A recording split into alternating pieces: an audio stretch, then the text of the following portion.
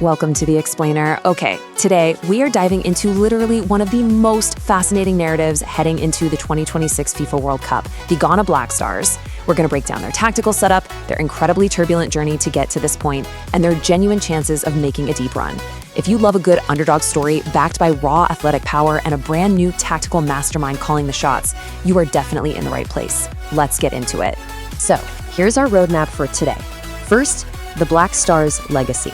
2, the Queiroz master plan. 3, analyzing the 2026 squad. And finally, 4, Group L and predictions. All right, part 1, the Black Stars' legacy, from triumphs to heartbreak. You know, to truly understand Ghana's current national team, we absolutely have to look backward. Their World Cup history is basically a roller coaster in 4 parts. They burst onto the scene in 2006, making their debut and immediately reaching the round of 16. Just incredible energy. Then came 2010 in South Africa, the glorious near miss. They were literally one penalty kick away from becoming the first African nation to ever reach a World Cup semifinal. That is, until the infamous Luis Suarez handball on the goal line completely shattered their dreams. It's a deep, deep emotional wound for the fans. And unfortunately, that peak was followed by a tough regression. We saw internal disorder in 2014 that led to a group stage exit, and then another bitter group stage exit in Qatar in 2022. Which actually brings us to a pretty sobering reality today. 74th. That is their lowest ever ranking ahead of a World Cup.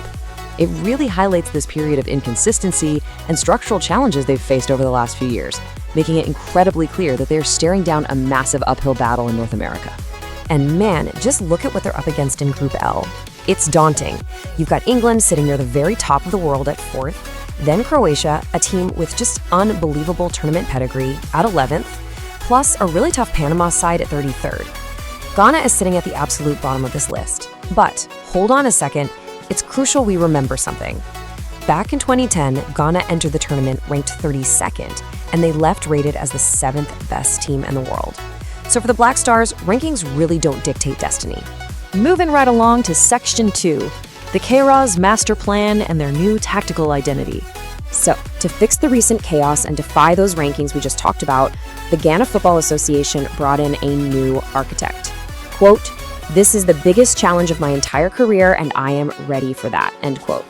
Those were the exact words of Carlos Queiroz at his inaugural press conference, and honestly, he isn't saying that lightly.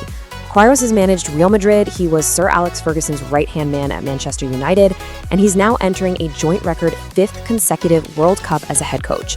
The guy's a total veteran of the international game, and the stakes for him to turn this Ghanaian side around are just incredibly high. But we are looking at a massive culture clash here. Historically, Ghana's DNA is all about raw pace, fearless athleticism, and pure attacking flair, right? But Queiroz, his philosophy is pretty much the exact opposite. He builds rigid, highly disciplined defensive structures. We're talking a really compact 4-5-1 or a 4-1-4-1 block. He wants to limit space, force opponents wide, and just make his teams agonizingly difficult to break down, all before springing these lethal, rehearsed counterattacks. He is essentially trying to change their whole footballing culture. Now, here's the absolute kicker, the timeline. Queiroz took charge with roughly 50-odd days to prepare before the World Cup kickoff. 50 days!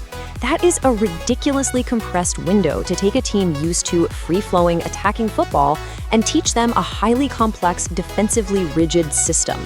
Trying to build that kind of team cohesion and absolute trust in under 2 months is, for sure, one of the hardest challenges in modern football. Okay, Section 3, analyzing the 2026 squad, taking a look at their weapons and their wounds. Look, you literally cannot talk about the 2026 Black Stars without talking about who isn't there. The main dramatic tension of this squad revolves around some truly devastating injury absences. Losing both center backs, Mohammed Salisu to an ACL injury and Alexander Djiku, is a massive blow to their defensive spine. But the loss of Mohammed Kudus to a quad injury, man, that is the real tragedy here. Kudus is the creative heartbeat of this team. He's that one player capable of creating absolute magic out of nothing. So without him, the stakes and the pressure on every single remaining attacker are sky high. But hey, despite those absences, it's not all doom and gloom. The spine they still have boasts some genuine world-class European pedigree. Lawrence Adiziki is the absolute bedrock in goal. In midfield, Villarreal's Thomas Partey is the undisputed sole and defensive anchor. But up top is where things get super exciting. You've got Inaki Williams from Athletic Club bringing just relentless work rate and pace, and Antoine Semenyo, coming off a sensational 17-goal season at Manchester City, acting as the explosive focal point. Even without Kudus, they absolutely have the firepower to punish anyone on the counter.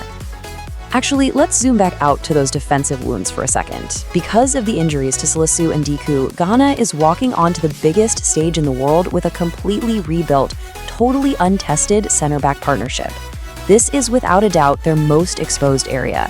Facing elite world-class attackers from massive European powerhouses with a brand new central defensive duo is, well, it's a terrifying prospect. And it's definitely the biggest crack in Queiroz' defensive master plan. All right, bringing us to our final section, Part 4, Group L, and our predictions for the final battlefield. So, what's their tactical roadmap for the group stage actually look like? Step 1, playing Panama and Toronto on June 17th is absolutely non-negotiable. It is the must-win foundation. If they don't walk away with 3 points there, their tournament is virtually over. Step 2, in Boston against tournament favorites England, that's all about pure survival. It means deploying that stubborn Queiroz 4-5-1 block to just frustrate the English squad and deny them any space. Which leads us to Step 3 in Philadelphia against Croatia. This is going to be the season-defining clash. It's highly likely that advancement for Ghana will all come down to this intense, gritty final 90 minutes. Now, when you crunch the numbers, factoring in the injuries, the rankings, and the brutal opposition, Ghana is looking at roughly a 35% probability of advancing to the knockouts. So, yeah, 65% chance of a group stage exit.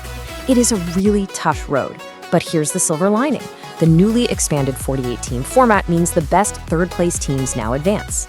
That little format tweak slightly increases their chances and acts as a massive lifeline for a team in exactly Ghana's position. So what's our final takeaway here? How do we classify the Black Stars? Look, they're not title contenders. Let's just be realistic about that.